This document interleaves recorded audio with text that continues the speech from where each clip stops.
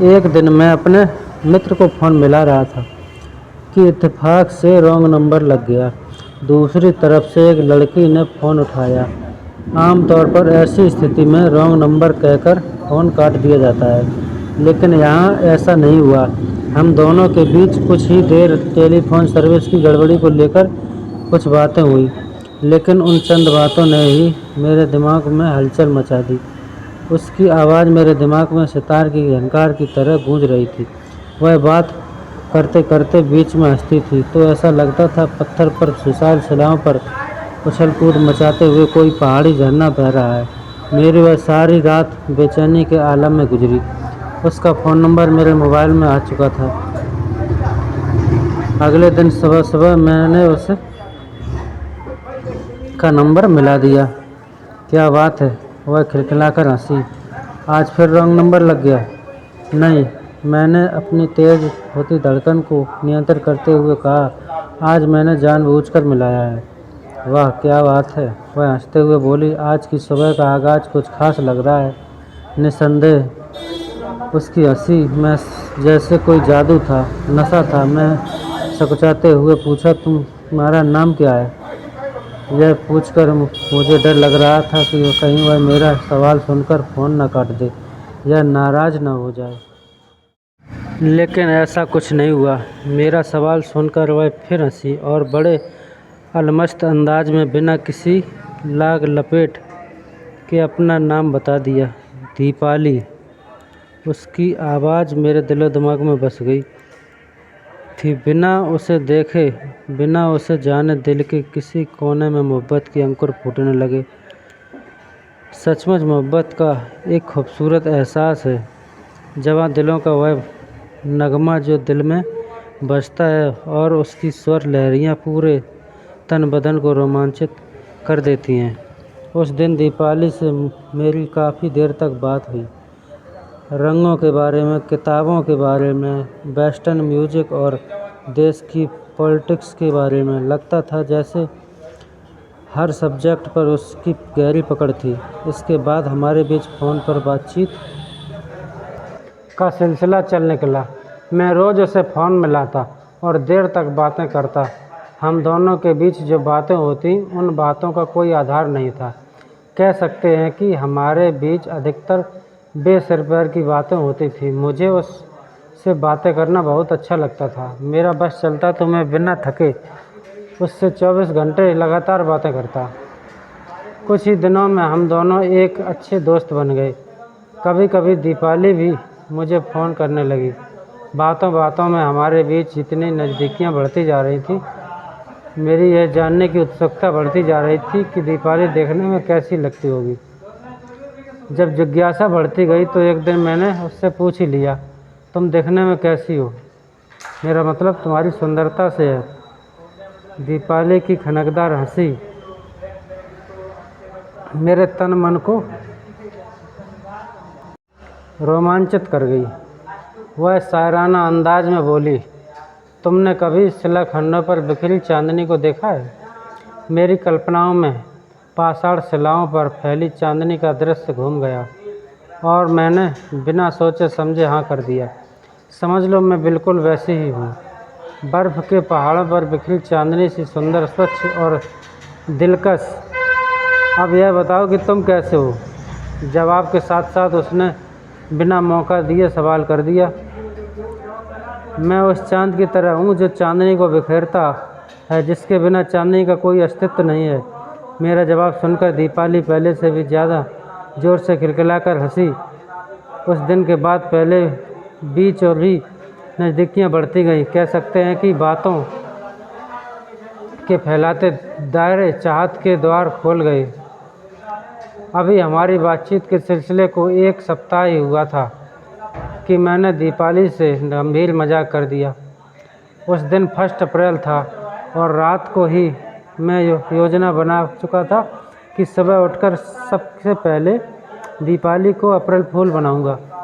मैंने यह किया कि मैंने सुबह 8 बजे दीपाली को फ़ोन किया।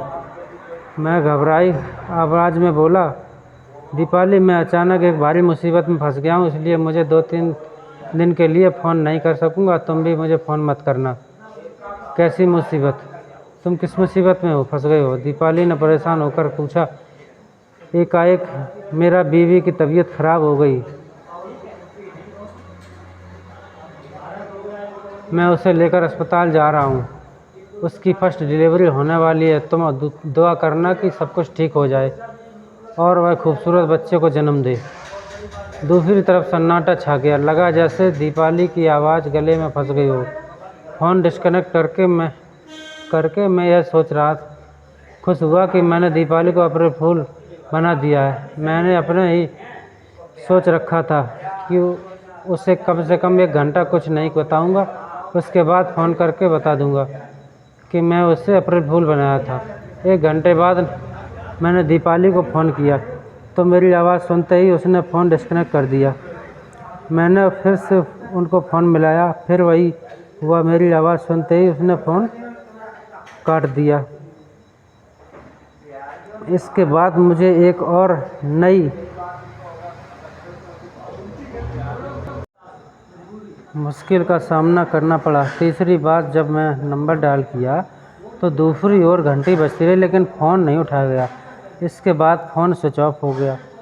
मैं बेचैन होकर पागलों की तरह अपने बेडरूम में घूमने लगा। मेरी हालत उस कबूतर जैसी हो गई थी जिसके पंख कट गए हों लेकिन वह उड़ना चाहता हो। मैं रात के 1 बजे तक उसे फ़ोन मिलाता रहा, लेकिन दीपाली का फ़ोन स्विच ऑफ था।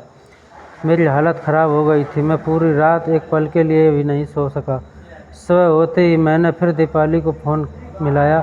इस बार दीपाली ने फ़ोन रिसीव तो किया, लेकिन मुझे ऐसा लगा जैसे वह फ़ोन काटने वाली है। मैं चीख पड़ा, दीपाली प्लीज़ फ़ोन मत काटिएगा, तुम्हें मेरी कसम दीपाली। वह बोली तो कुछ नहीं, लेकिन उस पर मेरी बात का माकूल असर पड़ा। उसने फ़ोन डिस्कनेक्ट नहीं किया। मैंने गिड़गिड़ाते हुए कहा, मेरे छोटे से मजाक की इतनी बड़ी सज़ा मत दो दीपाली। तुम नहीं जानती मैं सारी रात नहीं सोया हूँ। इसके बाद एक ही सांस में मैंने दीपाली को 1 अप्रैल वाली पूरी बात बता डाली। मैं बहुत जल्दी बोल रहा था। मुझे डर था कि कहीं दीपाली फ़ोन डिस्कनेक्ट न कर दे और मेरी बात अधूरी रह जाए। दीपाली ने मेरी पूरी बात सुन ली, लेकिन बोली कुछ नहीं। उसने बिना कुछ कहे फ़ोन डिस्कनेक्ट कर दिया। उस दिन के बाद दीपाली जैसे बदल भी गई। मैं उससे फ़ोन पर बातें करता तो वह मेरे सवालों का जवाब सिर्फ हाँ हूँ में देती। उसकी चंचल बातें और मदमस्त हंसी एकदम से गायब हो गई थी। मैं उससे नए नए चुटकुले सुनाता, तरह तरह की मजाकिया बातें करता, लेकिन वह कभी नहीं हंसती। वह झील के पानी की तरह शांत हो चुकी थी। मैं फ़ोन करता तो वह पत्थर बनी चुपचाप मेरी बातें सुनती रहती। उसकी चुप्पी से मेरी बेचैनी और बढ़ जाती। मैं दीपाली में आए इस परिवर्तन की वजह समझ नहीं पा रहा था। उसी बीच एक रोज़ रात को दीपाली का फ़ोन आया। वह बड़े ही गंभीर स्वर में बोली, मैं तुमसे मिलना चाहती हूँ। क्यों नहीं? मेरे दिल में खुशियों के कमल खिल उठे। मैं खुद तुमसे मिलना चाहता हूँ। बताओ कहाँ मिलोगी? कल शाम 7 बजे मैं वहाँ पहुँच जाऊँगा। लेकिन तुम्हें पहुँचाऊँगा कैसे? मैंने मन की खुशी जाहिर करते हुए सवाल किया तो वह बोली, मैं होटल ताज लैंड्स एंड के रिसेप्शन हॉल में लाल रंग के कपड़ों में बैठी मिलूँगी। मेरी टेबल पर सफ़ेद गुलाब रखा होगा, पहचान लेना। मैं कुछ और कहता उसके पहले ही दीपाली ने फ़ोन काट दिया। सफ़ेद गुलाब की बात मुझे कुछ अटपटी सी लग रही थी। प्रेम का प्रतीक तो लाल रंग होता है। फिर दीपाली ने टेबल पर सफ़ेद गुलाब रखने की बात क्यों कही? किसी बात को लेकर मन अनिश्चित से भरा हो तो तरह तरह की आशंकाएं जन्म लेती हैं। सोच कर मेरा दिल अजीब सी आशंका से धड़कने लगा। अगले दिन शाम 7 बजे बन ठन कर मैं होटल ताज लैंड्स एंड पहुंच गया। मैंने अपना पसंदीदा डबल ब्रेस्टेड नीला सूट पहना था। प्रचलन के मुताबिक टाई लगाई थी। कोट पर सितारों वाला ब्रोच लगाया था। मैं सीधा ताजलैंड एंड के रिसेप्शन हॉल में पहुंचा। दीपाली को ढूंढने में कोई परेशानी नहीं हुई। कई अनुसार उसने अपनी टेबल पर सफ़ेद गुलाब रखा था और वह सुर्ख साड़ी में थी। उसमें मेकअप और साज श्रृंगार में लग रहा था कि जैसे वह शादीशुदा हो। मैं हैरान सा उसे देखता रह गया। वह सचमुच श्वेत चांदनी की तरह स्वच्छ, निर्मल और मनमोहिनी थी। मैंने कुर्सी खींचकर दीपाली के सामने बैठते हुए अपने परिचय दिया। थोड़ी देर वह मुझसे अपलक देखती रही, फिर गंभीर स्वर में वह बोली, तुमने पिछले कुछ दिनों से कुछ परिवर्तन महसूस किया होगा। मैंने तुम्हें आज इसी सिलसिले में बुलाया है। हाँ, तुम सचमुच काफ़ी बदल गई हो। मैं उसकी खामोश आंखों को झांकते हुए बोला, क्या मैं इसकी वजह जान सकता हूँ? कहीं तुम मेरी अप्रैल फूल वाली बात का बुरा तो नहीं मान गई? नहीं, ऐसा कुछ नहीं है। दीपाली अपने खुले बालों के पीछे की ओर झटकते हुए बोली, दरअसल जब तुमने मजाक में यह बात कही तो तुम्हारी शादी हो चुकी है और तुम्हारी पत्नी की फर्स्ट डिलीवरी होने वाली है, तो मुझे झटका तो लगा, लेकिन खुशी भी हुई। खुशी? में चौंकते हुए पूछा, खुशी क्यों हुई? क्योंकि तुमने तो अपनी शादी की बात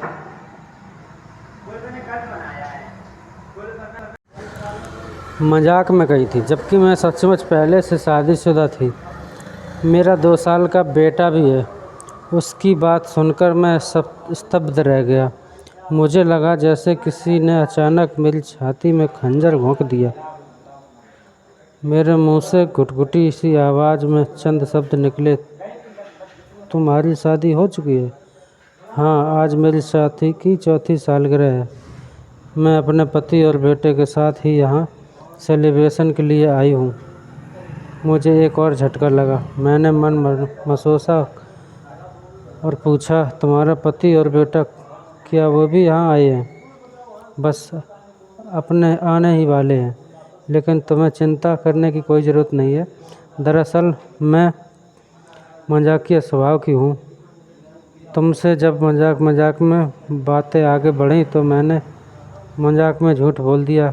इस तरह बात आगे बढ़ती गई और मैंने तुमसे दोस्ती कर ली। दीपाली धारा प्रवाह बोलती गई, लेकिन तब मैं नहीं जानती थी कि तुम सचमुच मुझसे प्रेम करने लगोगे और मजाक में शुरू हुआ यह सिलसिला इतना गंभीर मोड़ ले लेगा। अपने पति के ही कहने पर मैंने आज तुम्हें यहाँ बुलाया है, और पति सब कुछ जानते हैं और हम दोनों चाहते हैं कि इस प्रेम कथा का यहीं अंत हो जाए, क्योंकि इसका कोई भविष्य नहीं है। मैं पत्थर का बुत बना बैठा विस्मय से दीपाली को देख रहा था।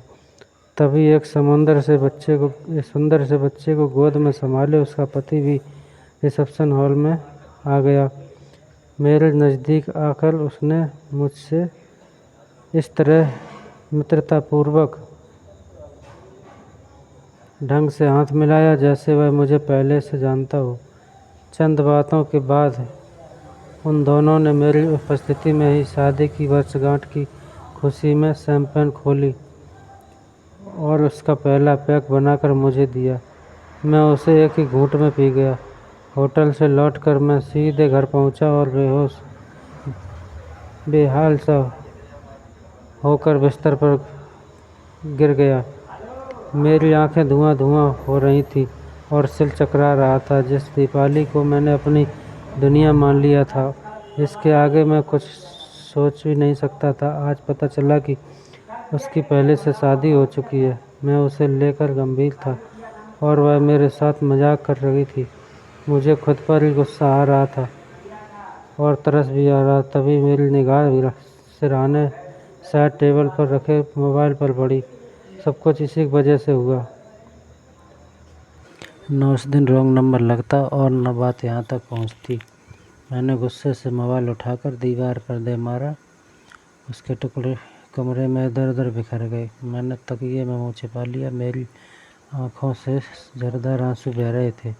पता नहीं मैं कब तक रोता रहा। तभी मैंने महसूस किया जैसे बेडरूम में कोई आया हो। मैंने पलटकर देखा तो चौंका। सामने दीपाली अपने पति के साथ खड़ी थी। यह क्या हाल बना लिया तुमने? दीपाली का पति आगे बढ़कर मुझसे उठाते हुए बोला, इतने से मजाक का इतना बड़ा बुरा मान गए? मजाक? मैं चौंका। बेवकूफ़, तुम इतनी लंबी बातें करके बावजूद दीपाली को नहीं समझ पाए। बहुत शैतान है ये, तुमने इसे अप्रैल फूल बनाया था, इसीलिए इसने भी तुमसे बदला लेने के लिए यह नाटक रचा था। नाटक? मैंने लड़खड़ाती आवाज़ में पूछा कि क्या वह सब नाटक था? इसका मतलब कि तुम इसके पति नहीं हो? नहीं, मैं दीपाली के पति कैसे हो सकता हूँ? अभी तो इसकी शादी भी नहीं हुई है।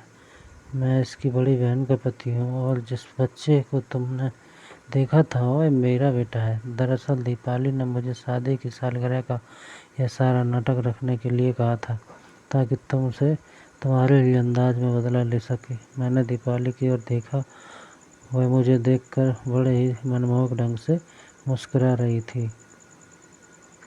दोस्त दीपाली के जीजा ने हंसते हुए कहा, प्रेम के मामले में तुम्हारा रॉन्ग नंबर नहीं बल्कि सही नंबर लगा था।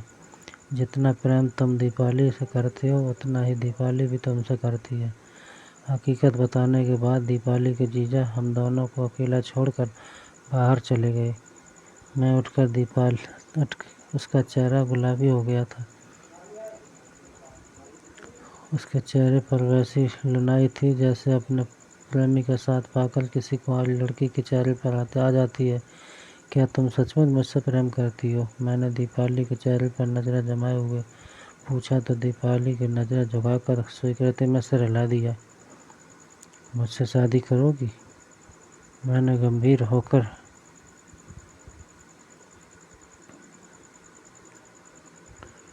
पूछा तो वह धीरे से बोली, हाँ मैं तैयार हूँ। मैंने दीपाली को अपनी बाहों में भर लिया, वह भी मुझसे लिपट गई। हम दोनों के दिल के साज मोहब्बत का राग बज उठा। हम देर तक एक दूसरे को बाहों में समाये रहे। उस वक्त ऐसा लग रहा था जैसे हम अनंत आकाश में उड़ रहे हों। सचमुच इस दुनिया में मोहब्बत से ज़्यादा खूबसूरत कोई चीज़ नहीं है, कुछ भी नहीं है। अगर हमारी स्टोरी पसंद आई हो तो कृपया मेरे चैनल को सब्सक्राइब करें, वीडियो को लाइक करें और दोस्तों के साथ शेयर करें। क्या पता किसी को मेरी स्टोरी सुनकर अपने प्रेमी की याद आ जाए। धन्यवाद।